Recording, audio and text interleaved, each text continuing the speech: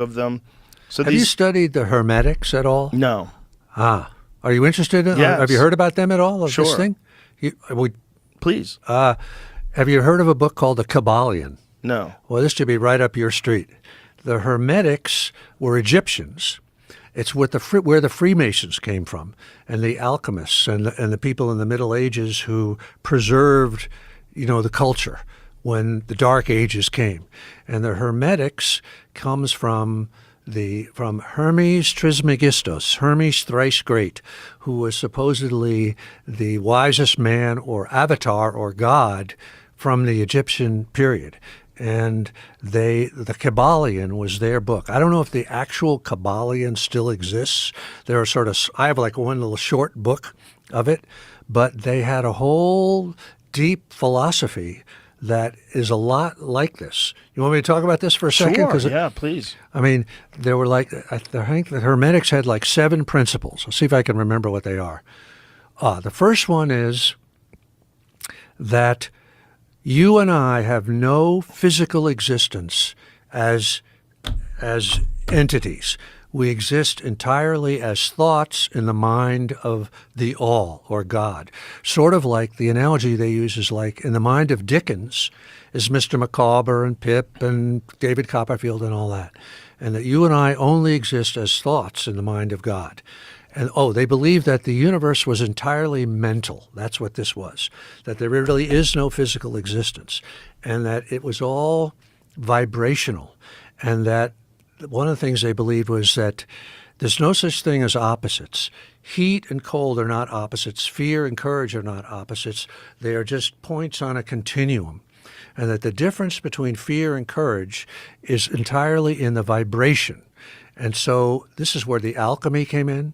They believed that if they could change their vibration or change the vibration of lead, that they could change it into gold. And they had, their other things was, everything vibrates. The other thing was that everything swings on a pendulum. Everything goes back and forth from one thing to another. And they also believe that everything is male and female, that everything is created comes from the union of male and female in the highest levels. Anyway, it's great shit. And, at one point, apparently, in ancient Egypt or before that, this was, this was what they believed, and it somehow got wiped out or just held on in various little pockets of the occult knowledge and stuff like that. So it's the ancient Hermetics, and the book is the Kabbalion, Kybalion. I think there fascinating shit. I think there are many cultures that were tapping into this at some point in time. Even Joe Dispenza that I was talking about before, what he talks about is when you get to that state of no mind, no thing, no presence, that the only thing that exists is vibration and consciousness. And that would be straight out of Hermetic philosophy. Yeah, those reoccurring themes, they exist in so many cultures. Yeah.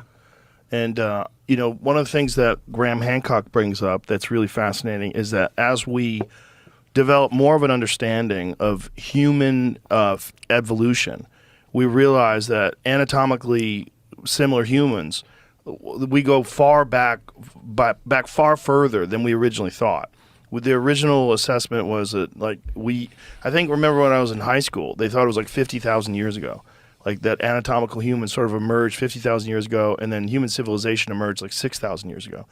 And now they're finding all this evidence of advanced civilization, like Göbekli Tepe, which is this uncovered site in Turkey, this massive structure that existed 11,000 something years ago. And this was the first ever thing that they could date that they know for sure is older than the pyramids by quite a bit, at least older than the conventional dating of the pyramids. And so there was advanced civilization that was capable of building these immense, huge structures, giant pillars with these huge stone things that had cut into them reliefs of animals that were three-dimensional, which is very complicated because instead of carving them into the stone, they carved the stone around them.